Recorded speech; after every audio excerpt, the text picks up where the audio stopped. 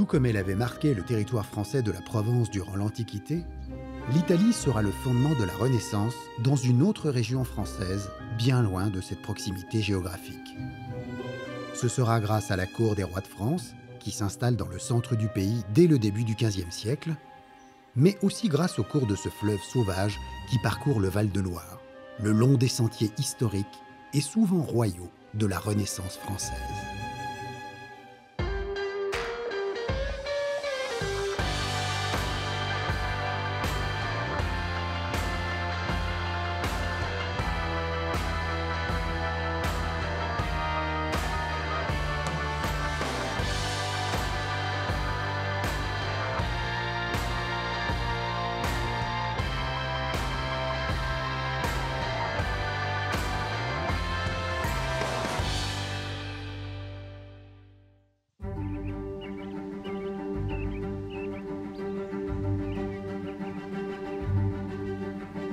Depuis Ingrande de Touraine, à la frontière de l'Anjou, nous longeons le cours de la Loire jusqu'au majestueux château de Chambord, édifié par François Ier.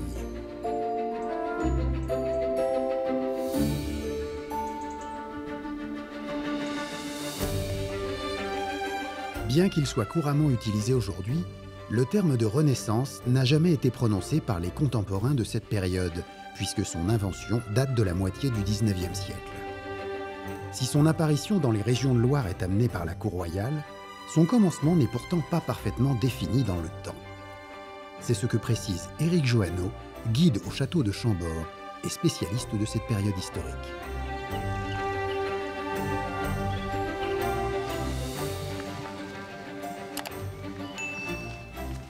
Si on veut essayer de cerner la Renaissance, il ne faut pas s'imaginer que c'est effectivement une date bien précise, avant laquelle c'était Moyen-Âge, puis après c'est la Renaissance. Bon, souvent, quand on apprend à l'école primaire la Renaissance, c'est avec la découverte du Nouveau Monde de Christophe Colomb que ça commence. Et en réalité, on s'aperçoit que l'esprit nouveau qui souffle sur l'Europe, c'est-à-dire le monde ancien à cette époque, existe déjà depuis bien avant. Et Christophe Colomb concrétise quelque chose par cette découverte, mais il y a déjà eu des avancées, par exemple l'invention de l'imprimerie par Gutenberg au milieu du XVe siècle. Et donc l'imprimerie, ça permet de diffuser le savoir par l'écrit et de rendre le livre plus accessible, certainement aux élites plus qu'aux autres, mais bon, de diffuser le savoir. Et ça va non seulement diffuser bien sûr la Bible, mais ça va diffuser aussi des traités d'architecture par exemple, ou l'art de cultiver les choses, ou ce genre de choses. Mais ça se concrétise, en tout cas, voilà, par des découvertes, par des inventions, par un vent nouveau qui souffle dans les esprits, surtout. Et dans l'architecture, eh bien, ça se concrétise par l'idée que désormais, les bâtiments ne sont plus simplement faits pour se défendre ou simplement une fonction, mais aussi vont pouvoir embrasser l'idée d'être l'image de quelque chose.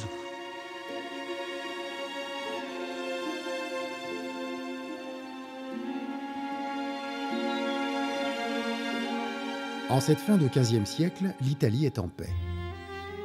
C'est un pays prospère qui entreprend de retrouver ses racines classiques de l'Antiquité en renouant avec le développement culturel, celui des sciences et des techniques. Pendant ce temps, et jusqu'au milieu du XVe siècle, la guerre de Cent Ans qui oppose la France à l'Angleterre avait ralenti leur expansion. Mais elle avait aussi créé un espace propice au changement de la société.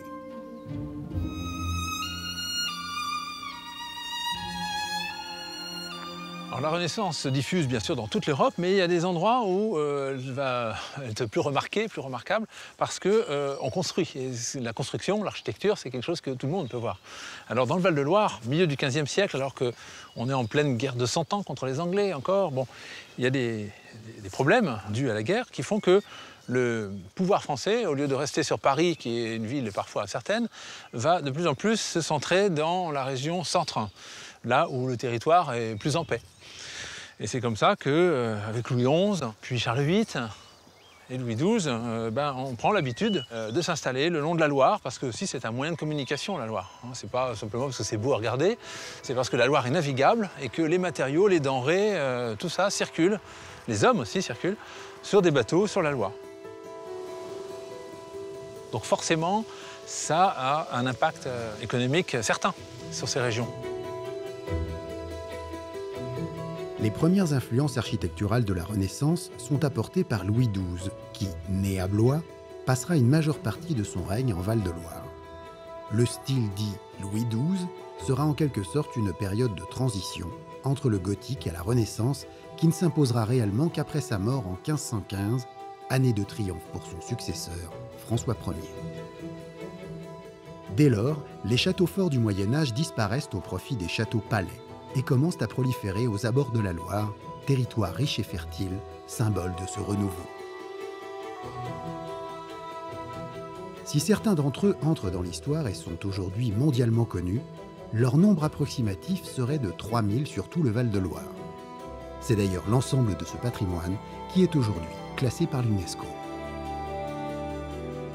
Au titre de ces très anciens châteaux métamorphosés par le temps, Montpoupon est l'exemple même de ces propriétés habitées continuellement depuis leurs origines, souvent médiévales. Ce château, entré dans la famille depuis plus de 2 siècles, c'est aujourd'hui Amaury de Louvencourt qui l'habite et porte le titre de comte de Montpoupon. C'est un château qui était un château en bois naturellement, qui appartenait à un clan allemand germanique qui s'appelait les Popos. Et le nom a dérivé en Mons Popos, le mont des Popos, et de Mons Popos, Montpoupon. Voilà par l'histoire. Cette tour que vous voyez ici, elle est du XIIIe, mais elle a été construite sur les restes d'une tour qui était beaucoup plus ancienne, qui était beaucoup plus forte d'ailleurs. À la fin de la guerre de Cent Ans, le château a été ruiné par les Anglais, naturellement. La guerre de Cent Ans étant finie, la Renaissance commençant à naître, il n'y avait plus de raison d'avoir une place forte, donc ils ont détruit tous ces remparts. Après, en 1867, donc ma famille achète cette propriété et après la modernise au cours du temps, au cours des années, ce qui fait qu'en 1920, quand même, qui a été une époque très faste de la maison, le château avait l'eau courante, l'électricité, le chauffage central et le téléphone. Donc c'était quand même assez rare.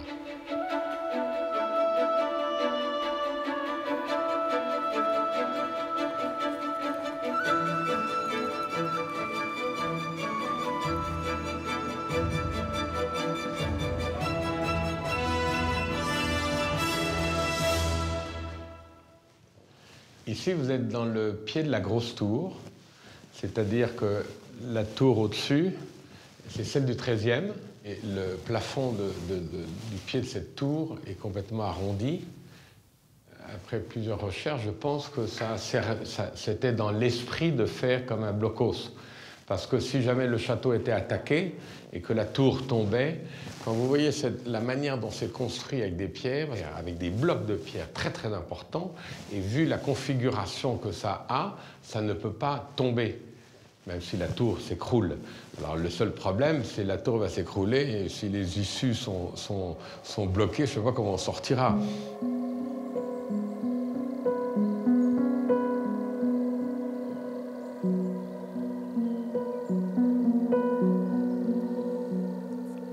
Pourquoi autant de châteaux dans les Pays de Loire? Parce que les Pays de Loire, c'était le jardin de la France. Et nos bons rois, ils savaient bien où s'installer. Parce que de Paris, c'était bien, mais ils venaient ici. Et ils passaient de château en château parce que c'était la douceur de vivre, comme le disait Rabelais. Et la chair était bonne, il y avait du vin. Que les guerres étaient finies, on pouvait chasser. Et pourquoi la chasse à queue? Elle avait un objet très très bien défini à l'automne pour que les gens qui étaient habitués à guerroyer ne s'empâtent pas dans la bonne chair. Ils chassaient à queue, car il faut quand même un sacré entraînement pour rester 6 heures à cheval et plusieurs fois dans la semaine. Donc ça avait un objectif très précis. Cet ensemble de sites crée une dynamique fantastique pour la région, parce que ça ramène beaucoup de tourisme étrangers, entre autres, peuvent admirer quand même toutes ces constructions qui, à la Renaissance, ont pris un essor absolument colossal. Et nous sommes une des rares régions de France à avoir autant de châteaux aussi près les uns des autres, si vous voulez. On n'hésitait pas soit à raser, soit à rapporter des morceaux différents à tous ces châteaux. Donc c'est ce qui fait, c'est la grande variété de tous ces châteaux.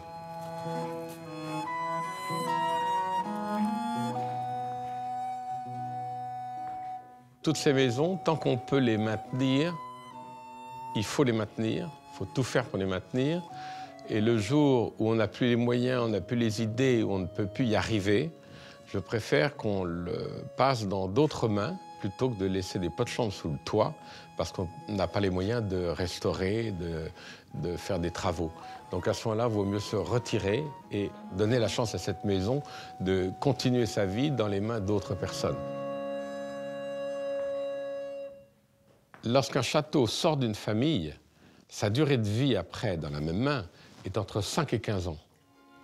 C'est très rapide.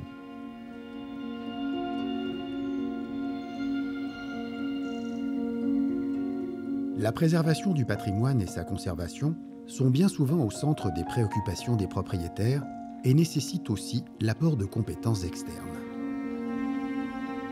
Amaury de Louvancourt entreprend par exemple l'étude des importantes archives architecturales du château de Montpoupon. Il est aidé en cela par Lucie Gauguin, professeure d'histoire de l'art, captivée par la Renaissance et son architecture.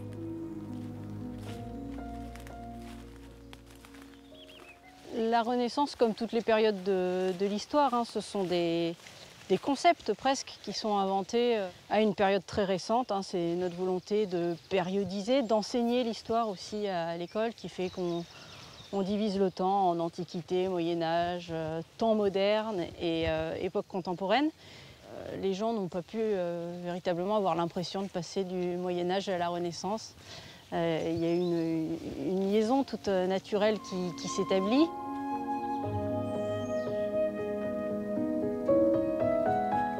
Bien au-delà de la Renaissance, même lorsqu'on reconstruit un château, on garde la grosse tour pour montrer l'ancienneté du lieu. Donc c'est un modèle éternellement revisité, qui rappelle les valeurs de la chevalerie et auquel on est encore très attaché à la Renaissance. On a cette idée de château très ouvert. En réalité, on continue quand même à se fortifier à l'époque moderne encore. Parce que les troupes de mercenaires qui ont loué leur service vont vivre sur le pays même après la fin de la guerre de 100 ans, par exemple. Parce qu'il y a une insécurité qui existe et que très vite, on va rebasculer dans les guerres de religion en plus, qui sont pleinement intégrées à la Renaissance. Et finalement, la Renaissance française est quand même très très décalée par rapport à celle de l'Italie. Elle se manifeste tout d'abord en Italie dans la peinture, plus que dans l'architecture. L'architecture est un art qui vient assez tardivement finalement dans cette Renaissance, dans cette nouvelle conception du monde où, contrairement au monde médiéval où Dieu peut tout expliquer, on remet l'homme au centre du monde. Par conséquent, une nouvelle sensibilité pour les mathématiques, pour la perspective, pour les sciences. Dans les hautes sphères, dans les sphères intellectuelles, on est sensible à toute cette dimension humaniste qui va aussi avec le développement du livre, de l'imprimerie, de la connaissance, du savoir. La présence de la cour supporte donc l'économie locale, l'économie de métiers de luxe quelque part. Les arts ne touchent plus seulement la très haute noblesse, la très haute société. La Renaissance est un mouvement très très intellectuel et qui touche assez peu de personnes au fond.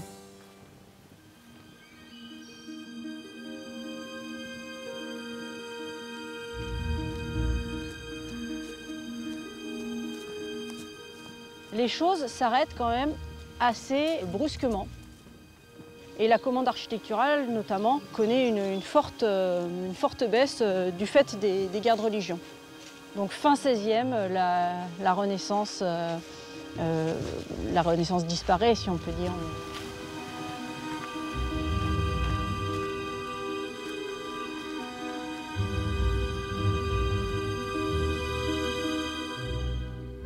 Si la grandeur de la Renaissance s'affiche de façon ostentatoire dans son expression artistique, elle développe également une culture beaucoup plus terre-à-terre, mais dont l'essor ne s'arrêtera pas avec la fin de cette période.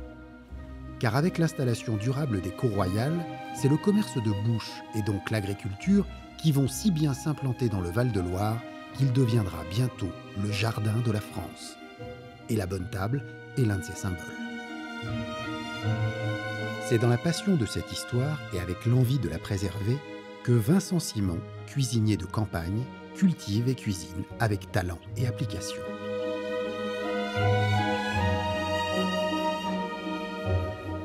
À mon sens, quand on est arrivé ici, on est vraiment arrivé ici dans un territoire qui était d'une certaine façon béni des dieux, mais façonné par l'homme. Pourquoi mange-t-on si bien en Touraine? Pourquoi est-ce qu'aujourd'hui on dit qu'en Touraine ce sont les jardins de la France? Et pourquoi c'était la vallée où les rois de France aimaient bien venir? Simplement parce qu'il y avait un patrimoine, il y avait un art de vivre, et cet art de vivre il se traduit notamment par la cuisine, par la gastronomie, par toutes les richesses des productions locales. Pour schématiser, la Renaissance, c'est-à-dire qu'on casse les portes, on ouvre les fenêtres des châteaux forts, on s'ouvre vers les peuples, on s'ouvre sur les façons de faire. Pour un cuisinier, c'est une époque formidable. Il y a énormément de recettes qui datent de la Renaissance. La vraie cuisine commence à la Renaissance.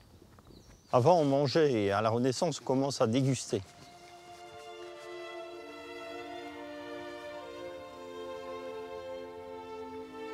La Touraine, c'est fantastique, c'est les jardins de la France. C'est un équilibre parfait de plein de petites productions agricoles. Donc le vin, les fromages, les bovins, les élevages de volailles, les céréales, les pommes de terre. On a finalement cette symbiose qui nous donne envie de vivre ici. C'est très motivant et c'est très ludique pour un cuisinier d'avoir toutes ces productions avec tous ces hommes. Parce qu'il ne faut jamais oublier que quand on est cuisinier, on a envie de rapport humain. Et moi, j'ai la chance immense d'avoir énormément de rapports humains parce que tous mes producteurs ont des noms, des prénoms et des familles autour de moi. Naturellement, en fait, notre cuisine s'est orientée sur le 0 km. Donc le 0 km, c'est quoi? C'est simplement un cuisinier, un restaurateur qui donne à manger aux voyageurs, donc à vous, avec ce qu'on a produit autour de nous. Donc on a commencé par du maraîchage et aujourd'hui on a créé une vraie ferme avec un élevage de races anciennes pour relancer, pérenniser sa façon de faire et en fait toutes ces races de volailles qui ont fait la richesse de la Touraine à partir de la Renaissance. Toutes ces volailles de races anciennes se cuisent de toute façon tout à fait différente et si on veut vraiment se baigner dans la Renaissance, il est très important d'avoir les produits tels qu'ils existaient à cette époque-là. Encore plus proche de Vincent, c'est son fils Gabriel qui fournit les volailles de sa cuisine. Des races rustiques, bio et élevées dans des conditions idéales. Il y a de la Gournay, une race de Normandie, c'est une race ancienne qui date des Vikings. Puis il y a de la patate aussi par le noir. C'est une race spécifique, pareil, qu'on fait en région Centre-Val de Loire. Et c'est une patate qui est du coup qui est très rustique, qui n'a pas été sélectionnée sur le poids, mais plutôt sur la rusticité à résister au plein air. Depuis l'âge de 4 semaines, elles vivent en plein air. Donc c'est ça aussi qu'on cherche dans les races anciennes, c'est d'avoir des bêtes, des animaux qui sont rustiques, qui sont résistants au milieu naturel et puis à des périodes météorologiques extrêmes, quoi.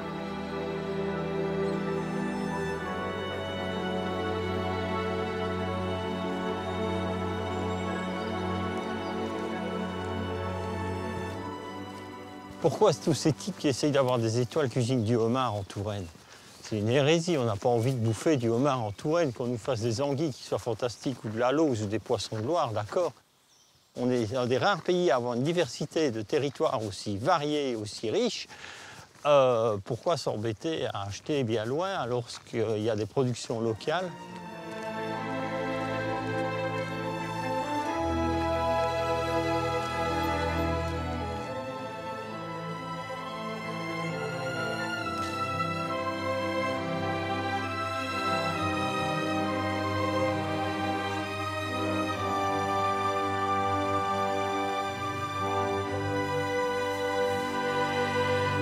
La cuisine de la Renaissance, c'est très peu de chimie, beaucoup de physique.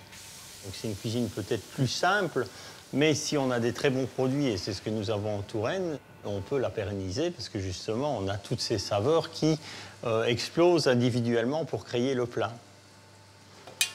C'était généralement des cocottes dans des cuissons assez douces, des cuissons à 130-140 degrés, jamais très vifs, un peu longues. Écailles élevées par Gabriel, avec évidemment les fruits que j'ai ici dans la saison.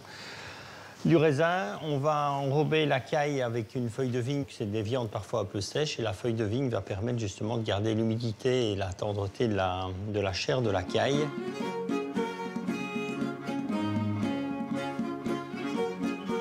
La cuisine Renaissance, c'est une cuisine vraiment de produits très bruts, mais qui vont exprimer toute leur saveur à la cuisson. Donc il n'y a pas réellement de travail du légume avant la cuisson. La symbiose, elle se fait à l'ombre de la cocotte.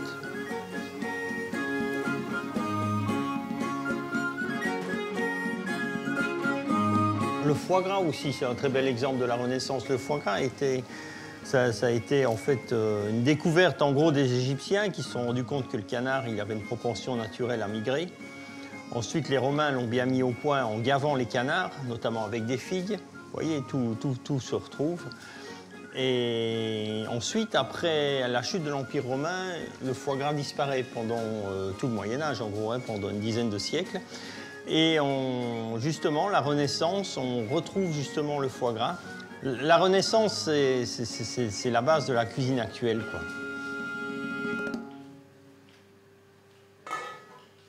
Cuisson pour une petite caille, en fait, pendant 1h15 à 130 degrés. Jamais très chaud. La cuisine Renaissance, c'est pas de la cuisine grillée, c'est pas de la plancha. On est vraiment dans cette époque de... On prend le temps, et là, on arrive à des monuments.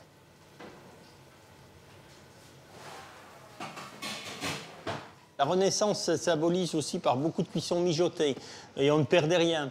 Donc vous allez faire une volaille qui va être mijotée dans un bouillon. Vous allez évidemment récupérer le bouillon.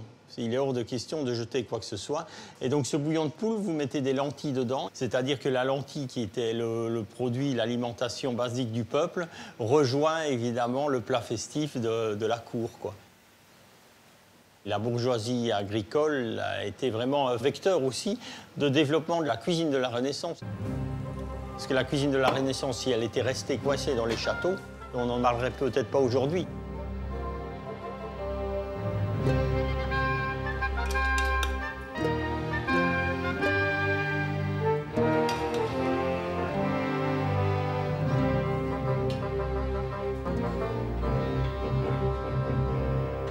Ouverture de cuisine, Lancelot de Casteau, édité en 1620. C'est un peu une sorte de bible de cuisine du XVIe siècle. La Renaissance, c'est vraiment une période fascinante parce que c'est vraiment le terrain de jeu pour un cuisinier. Toutes les bases ont été jetées et avec des produits très simples et pas tant variés que ça, on arrive à faire des choses fantastiques, quoi.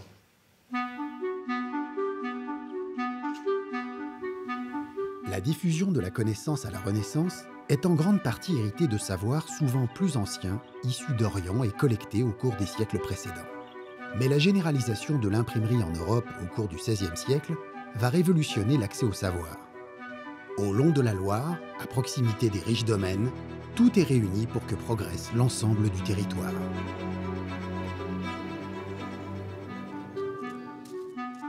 Alors, le fait que dans le Val-de-Loire s'installent les élites, c'est-à-dire un roi, ses conseillers, etc., et leur famille, ça développe uniquement la région, puisqu'il va falloir construire plus de châteaux, il va falloir transporter les matériaux. Ça va permettre d'avoir des postes auprès de ces personnes, comme jardiniers, comme cuisiniers, comme je ne sais quoi.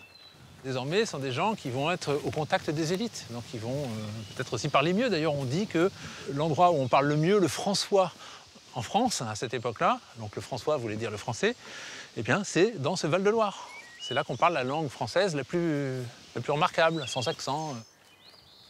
C'est aussi grâce à l'ordonnance de Villers-Cotterêts.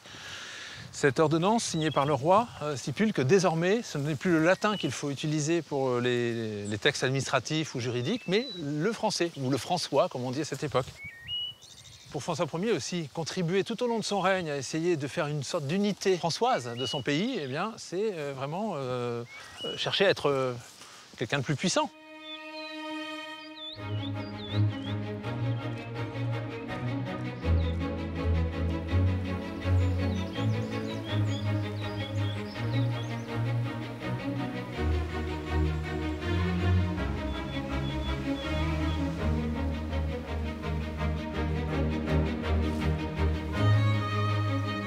Que les érudits se multiplient et amènent un jour jusqu'au siècle des Lumières, c'est une innovation technique qui va permettre dorénavant d'imprimer facilement et en grande quantité.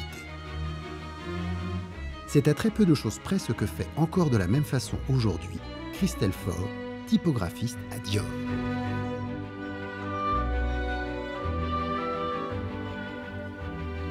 Mon métier, c'est d'être imprimeur-typographe, c'est-à-dire que j'imprime avec des caractères en plomb, comme le faisait Gutenberg, comme à la Renaissance. On utilise des petites lettres en plomb qui sont séparées les unes des autres et on vient les assembler pour faire des projets éditoriaux ou des cartes de visite, des faire-part de mariage, etc. Alors l'atelier du typographe ressemblait vraiment à ça. Gutenberg, il n'a pas inventé l'imprimerie par rapport à ce que l'on dit d'habitude. Gutenberg, lui, il a inventé le caractère en plomb, donc l'alliage, la fabrication des lettres, et la presse. Il a inventé ces deux choses-là qui font que l'une et l'autre vont correspondre et vont être utilisées pour imprimer. On parle de pied de page pour dire que c'est le bas de la page. On parle de en-tête parce que c'est le haut du livre. Tous ces vocabulaires, en fait, ont été utilisés par rapport au corps humain, donc aussi par rapport à la Renaissance, puisqu'on va utiliser le corps comme instrument de mesure. Pour composer, on a ce qu'on appelle une casse. Une casse, c'est ce type de tiroir-là. Dans ce tiroir, en fait, il y a toutes les lettres de l'alphabet qui sont placées de manière très simple.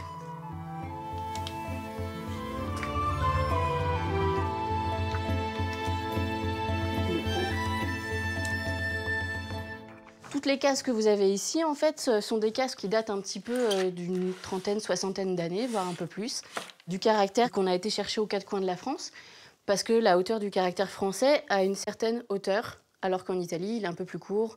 En Allemagne, il est un peu plus long.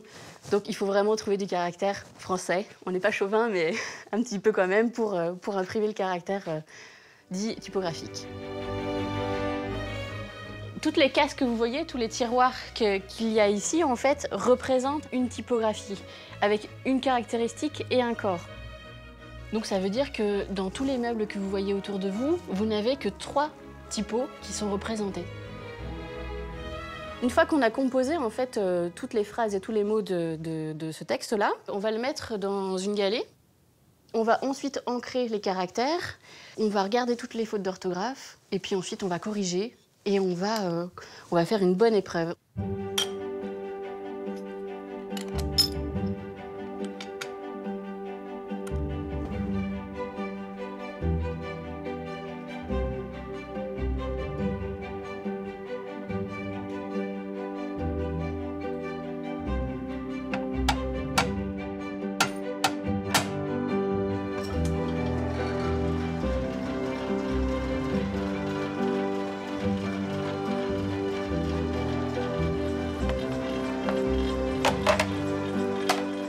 Les machines utilisées par Christelle ont été fabriquées au milieu du 19e siècle.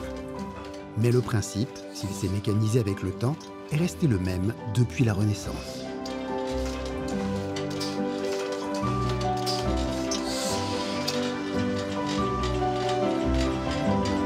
À l'époque, il y a eu beaucoup d'atlas qui ont été imprimés.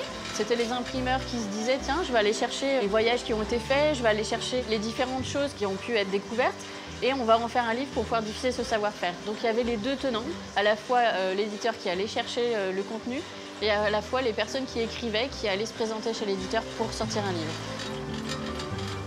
L'écriture à la Renaissance, c'était vraiment un moyen de diffuser le savoir-faire. Avant, c'était des personnes copistes qui copiaient les livres et qui les diffusaient. Donc un livre copié prenait beaucoup de temps à être créé puisqu'il fallait faire toutes les pages et attendre que ça sèche pour passer à la page suivante.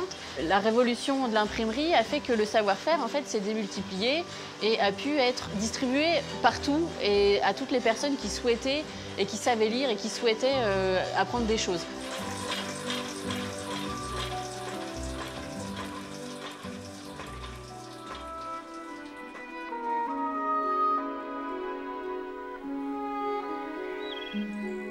La multiplication des imprimeries est un des facteurs importants des évolutions de la Renaissance, en touchant tous les secteurs de la société. Sont ainsi réalisés de nombreux atlas intégrant les dernières découvertes géographiques, des livres de recettes, de techniques, de sciences, mais aussi et surtout la Bible. le premier ouvrage imprimé par Gutenberg. La plus importante conséquence directe de cette diffusion du livre va s'implanter progressivement tout au long de la Renaissance et marquer les siècles à venir. Ce sera la Réforme, initiée par Martin Luther, et les sanglants affrontements qui accompagneront la naissance du protestantisme.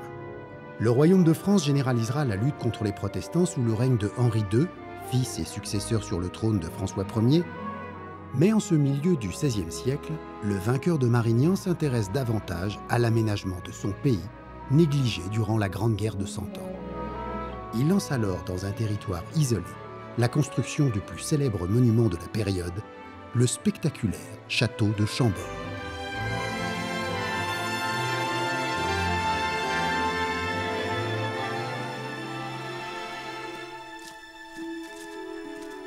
On peut penser que c'est un peu une folie de construire un château pareil dans un endroit si inhospitalier, mais en même temps, on est tellement dans l'esprit de défi de construire quelque chose de nouveau qu'on veut absolument se lancer dans l'entreprise. Donc rien n'arrêtera François Ier, pas même les remarques de certains qui pourraient penser qu'il faudrait renoncer à ce projet, qui forcément va être coûteux aussi. Parce qu'il faut bien songer que là, en Sologne, vous ne trouvez aucun des matériaux qui servent à la construction de Chambord. Il faut les faire venir, les importer des régions voisines, comme par exemple le tuffeau qui vient de Touraine. Les bois viennent, semble-t-il, aussi de la région de Tours. Les ardoises viennent d'Angers, c'est encore plus loin. On a même fait venir du plomb d'Angleterre pour faire les faîtages des toits et les parties recouvertes de plomb pour l'étanchéité. Donc on n'hésite pas, on dépense. Mais cette dépense-là va être aussi à la gloire de ce monarque.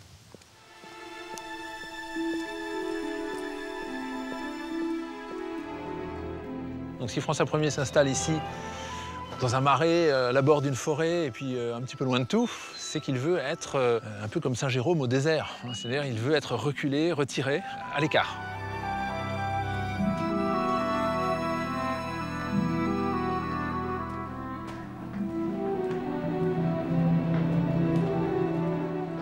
C'est pas la volonté de chasser qui pousse François Ier à construire ici. Ça ne peut pas être ça, parce que quand on connaît ses habitudes, quand on sait qu'il se déplace sans arrêt d'un lieu à l'autre, d'un château à l'autre, d'une ville à l'autre, et qu'en chemin, voyant des cerfs passer, il les poursuit et qu'il va les chasser, peut-être parfois même en faisant un détour de 2 jours, parce qu'il a envie d'en découdre avec ces 2 cerfs-là. Après, la chasse fait partie du quotidien des rois, et de François Ier en particulier. Tous les rois chassent quasiment quotidiennement. On dit même d'ailleurs que la chasse, c'est un peu pour eux un moyen d'exercice, de s'exercer le corps, à être toujours à cheval, avec des armes à la main, en train de traquer quelque chose. C'est une sorte de jeu de guerre, mais chez eux en temps de paix.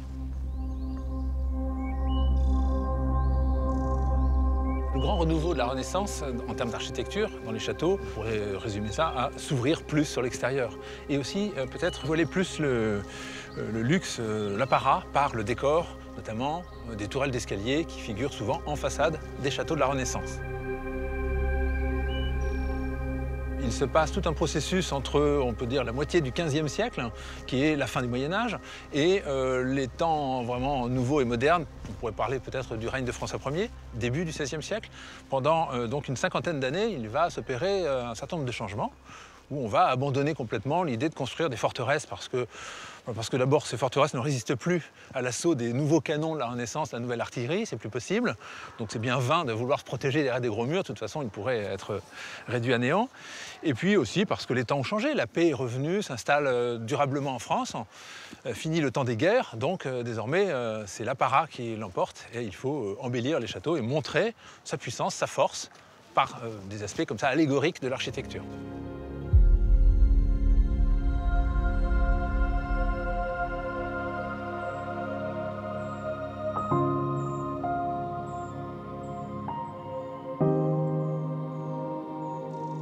Alors, la nouveauté aussi au temps de la Renaissance, c'est que désormais, celui qui va faire le dessin du plan, il va accéder un peu à ce rang d'artiste.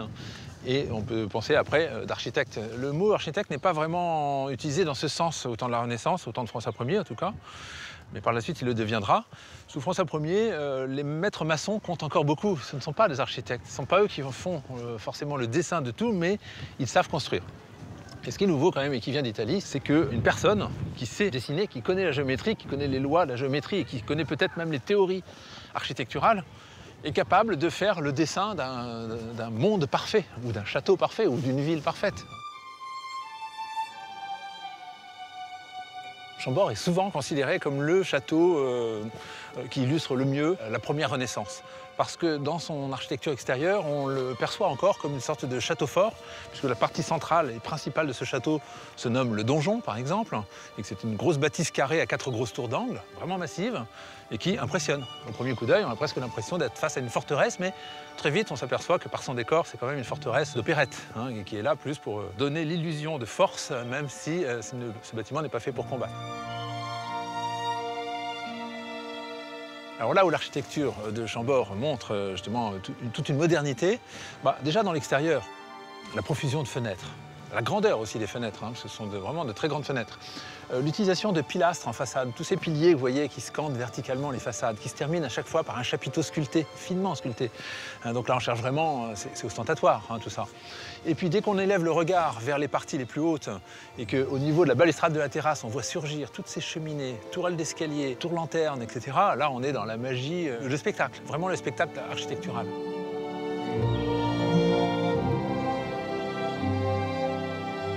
Je crois que la Renaissance, c'est un peu aussi ça. C'est la parade, la façade, qui compte beaucoup pour montrer voilà, sa puissance, sa richesse, et peut-être aussi avoir parfois des symboles, des allégories qui se cachent ici ou là pour signifier quelque chose. Pour un roi comme François Ier, signifier la force militaire par l'aspect de ce château, c'est encore très important pour rappeler qu'il est le roi chevalier vainqueur de Marignan, par exemple.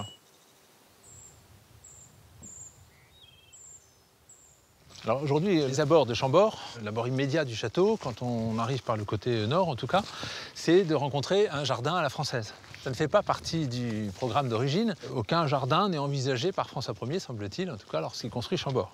Ce qui est envisagé au contraire, c'est de délimiter dans le territoire un vaste parc, clos d'un mur, qui est commencé donc sous François Ier, mais qui se poursuit après son règne. Le parc est gigantesque, puisqu'aujourd'hui, il a à peu près la taille de Paris intramuros. Il fait 5500 hectares, grosso modo, et il est cerné d'un mur continu, qui fait 32 km de long.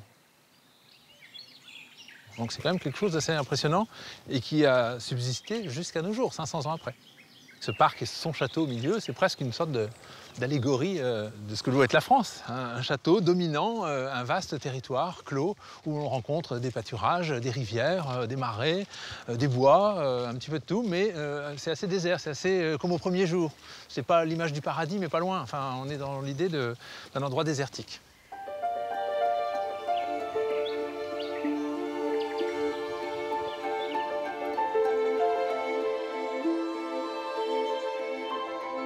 Comme partout dans cette France de la Renaissance, on préfère alors les parcs boisés, propices à la chasse, aux jardins à la française qui couvriront le sol français au siècle suivant.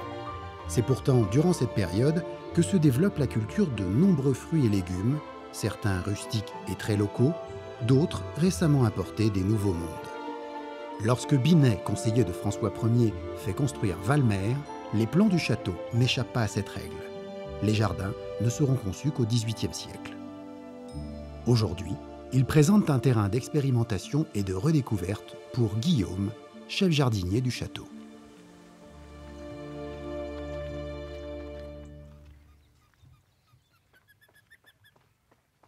Le jardin date de la Renaissance, il n'a pas bougé dans sa forme en fait. C'est un jardin Renaissance, mais le potager lui est de style jardin à la française. 4 carrés avec un bassin central, des bordures de buis, des espaliers, des contre-espaliers de fruitiers, ça c'est le jardin à la française, comme le potager du roi à Versailles, par exemple. Avant Renaissance, il y avait très peu de culture, mais c'était assez restreint, quoi. C'était surtout beaucoup de céréales ou de légumes feuilles, on va dire. À l'époque, ils se basaient beaucoup sur la symbolique et tout ce qui venait de terre, ils rapprochaient ça avec l'enfer. Et du coup, on ne mangeait pas de légumes qui venaient de la terre. Par exemple, des pommes de terre, tout ce qui pousse en terre n'aurait pas été mangé, quoi.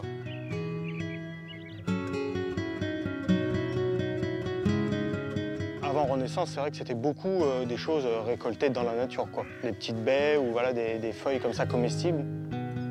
On récupère les feuilles qu'on fait cuire, bouillir, et ça se mange comme de l'épinard. Et durant la Renaissance, en fait, les voyages ont apporté beaucoup de choses dans la cuisine française et même européenne, avec les découvertes des Indes et du coup beaucoup d'épices qui ont été ramenées. C'est à partir de cette période qu'on a commencé à manger des pommes de terre, du maïs, de la tomate, qui eux sont issus des Amériques. Les mentalités ont changé, ont évolué, du coup on cultive, on travaille le sol. Pour le coup, maintenant on fait aussi du légume racine, donc on n'a plus cette symbolique, c'est un peu oublié, c'est un peu dépassé. On se met à faire des très grands potagers, donc comme ici ou au château de Versailles, et donc on cultive beaucoup de fruits et légumes de tout genre. C'était beaucoup aussi pour impressionner, pour montrer sa puissance, donc là je parle pour les tablées royales plutôt, mais voilà.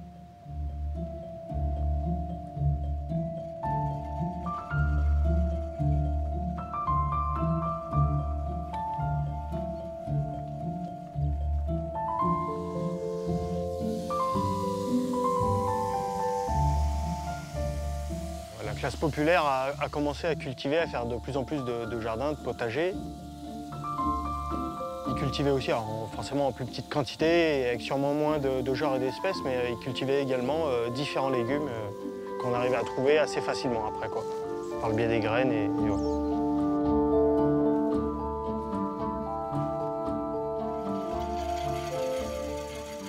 Sur l'ensemble, sur les 5 hectares aménagés, il y a entre 1200 et 1500 espèces différentes de végétaux. Je vais tester des choses, des petites curiosités qui vont avoir des fruits ou des légumes avec des formes bizarres ou des couleurs qu'on ne connaît pas ou qui se trouvent très peu. Toujours dans l'idée de faire découvrir aux gens et d'avoir aussi un jardin atypique et qu'on a envie d'aller chercher, d'aller fouiner pour découvrir ce qui peut s'y cacher, s'y renfermer, quoi.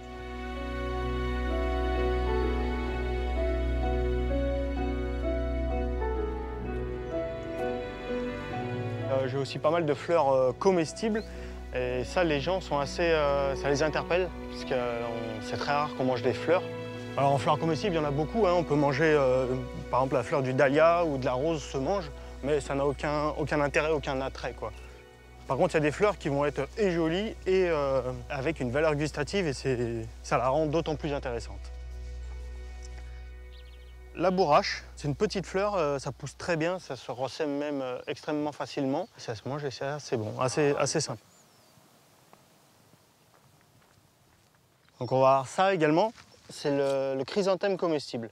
Et ça c'est pareil, c'est assez épicé, assez poivré. Ça a pas mal de caractère, donc pour relever des fois un plat ou même dans une petite salade, petit pétale ou juste la fleur en coin d'assiette. En fait, il y a vraiment de tout dans ce jardin, quoi. Il y a vraiment un cachet exceptionnel dans ce jardin.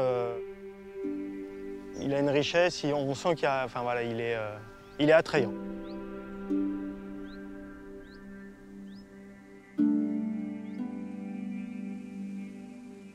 Pour un château comme celui de Valmer, le jardin pouvait à la Renaissance se limiter à offrir une production vivrière destinée aux occupants et aux salariés du domaine. Il était en revanche indispensable pour tout seigneur de posséder son propre vignoble, si modeste soit-il. C'est aujourd'hui Jean de Saint-Venant, fils héritier de la famille propriétaire du château, qui poursuit ce patient élevage du rustique et local Vouvray, déjà très apprécié au XVe siècle.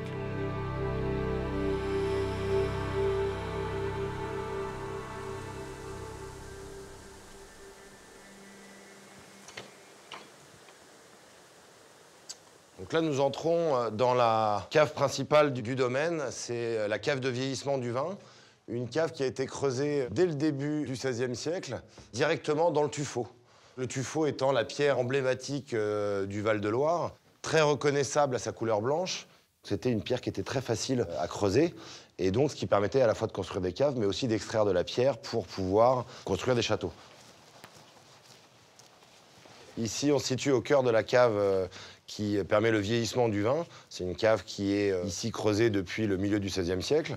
Depuis 1470, il y a du vin qui est produit sur le domaine du château de Valmer.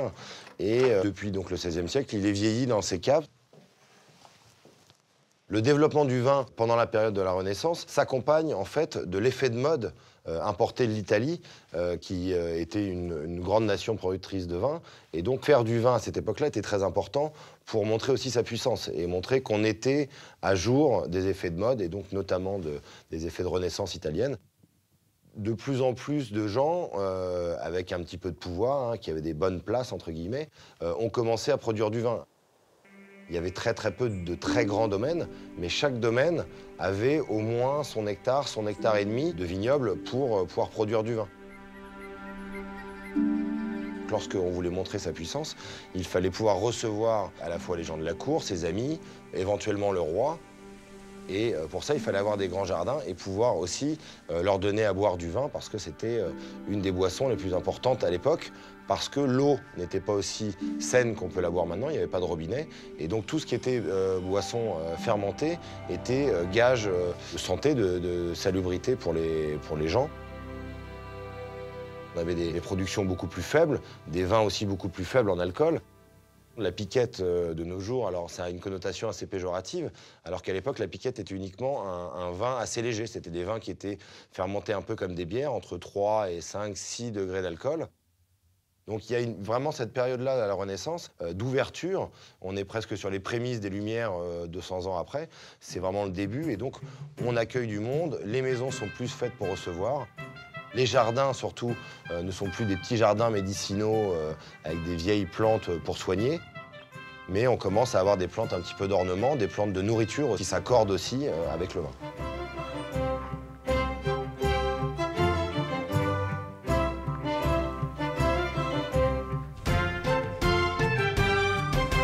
Donc là, on arrive dans la partie de la cave qui sert à l'élaboration de la méthode traditionnelle.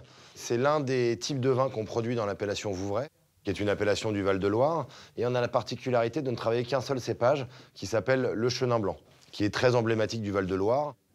Donc là, on est vraiment avec la méthode traditionnelle. Donc après une première fermentation dans les cuves, on va initier une deuxième fermentation naturelle aussi dans les bouteilles. On est sur une étape intermédiaire ici. C'est-à-dire que la bouteille est en train de faire sa deuxième fermentation, et lorsqu'elle fait sa deuxième fermentation, on aperçoit qu'il est sur le bas de la bouteille, on a toute une série de dépôts qui est là. Alors les bouteilles qui sont ici sont en fin de remuage, c'est ce qu'on appelle l'étape du remuage. Pendant 5 semaines, 2 fois par jour, on les a tournées d'un quart. Avec le gaz carbonique qui a été naturellement créé pendant la deuxième fermentation dans la bouteille, il y a du coup de la pression, et c'est les bulles qu'on va retrouver après dans notre verre. Et donc là, en enlevant la capsule, la pression va éjecter la capsule et pousser aussi le dépôt. C'est vrai que c'est une étape qui est assez longue, l'élaboration de la méthode traditionnelle, parce qu'on est vraiment sur 2 fermentations naturelles. Et ça, c'est vraiment une des spécificités de l'appellation Vouvray, c'est-à-dire qu'on travaille vraiment de manière naturelle sur les bulles qu'on produit dans cette appellation. Malheureusement, François Ier n'a jamais bu un verre de Vouvray pétillant, ni même de champagne d'ailleurs. Il avait à l'époque que des vins, ce qu'on appelle maintenant tranquilles, donc des vins secs, plutôt demi-secs d'ailleurs à l'époque. Donc voilà, on avait des vins assez légers, plutôt sucrés, et ce qui allait assez bien avec la nourriture de l'époque. On avait des choses, en tout cas lorsqu'on était plutôt dans les hautes sphères, des nourritures plutôt généreuses, assez riches, avec beaucoup de sauce, et donc c'était un vin qui se mariait très bien avec.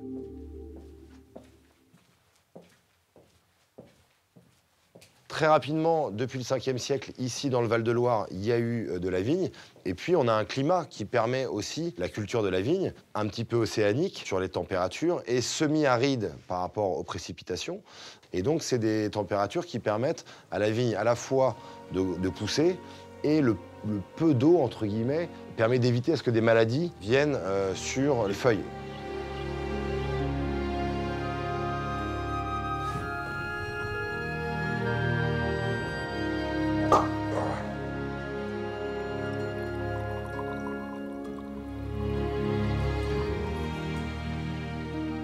D'abord l'aromatique, plutôt sur des agrumes. Ça, c'est le côté jeune vigne. Et puis derrière, maintenant, voilà, cette longueur en bouche avec ces vieilles vignes qui vont vraiment puiser dans le terroir, ancrer leurs racines dans le tuffeau, qui est exactement le même tuffeau qu'on a vu dans la cave, parce que nos vignes poussent sur ce type de sol-là, avec plus ou moins de terre avant d'arriver sur le tuffeau. Mais c'est vraiment ça qui fait le terroir, l'identité de l'appellation Vouvray, c'est le tuffeau.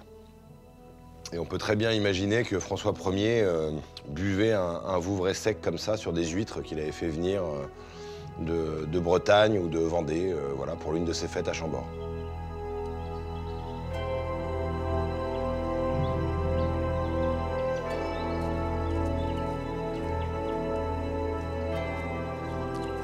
Perçue le plus souvent comme un renouveau du monde, la Renaissance est en fait la première étape d'un nouveau développement de l'humanisme dont l'apogée n'interviendra qu'avec l'avènement des Lumières, un siècle plus tard. C'est aussi le moment où se forment des identités locales et des sentiments d'appartenance qui n'existaient pas auparavant, et que pour la première fois s'impose l'idée d'Europe et d'une appartenance commune de tous ces peuples à une même entité. Alors, si la Renaissance commence quelque part entre le milieu du XVe siècle et le XVIe siècle, c'est-à-dire entre l'invention de l'imprimerie et puis peut-être la découverte du Nouveau Monde par Christophe Colomb. Dire quand elle se termine, c'est là aussi un peu délicat, mais disons qu'on peut considérer quand même que tout le XVIe siècle est le siècle de la Renaissance et qui se terminerait peut-être juste avant Henri IV avec la fin des derniers Valois, Charles IX, Henri III, qui sont les descendants de François Ier direct, qui ont connu les guerres de religion. Et voilà, c'est ces dernières périodes où, après les guerres de religion, la France commence à se restabiliser et rentrer dans un certain calme revenu. Vous pensez que c'est tout ça la Renaissance. Voilà. Alors, sous Louis XII, on parle de première Renaissance pour décrire l'architecture ou les arts en général. La seconde Renaissance viendrait plutôt avec le règne d'Henri II et ses descendants, c'est-à-dire par exemple Charles IX et Henri III, où là on commence à calibrer un peu plus, à théoriser, disons, l'esprit de l'architecture. Donc on pourrait dire que la deuxième Renaissance est un peu plus classique, hein, voilà, et un petit peu moins folle que la première. Dessinant la carte de la Touraine et du Val-de-Loire, la Renaissance française laisse à l'histoire une esthétique immortalisée par des monuments où se pressent aujourd'hui les peuples du monde entier. Elle laisse aussi et surtout les bases d'une civilisation de communication et de savoir que nous perpétuons encore aujourd'hui.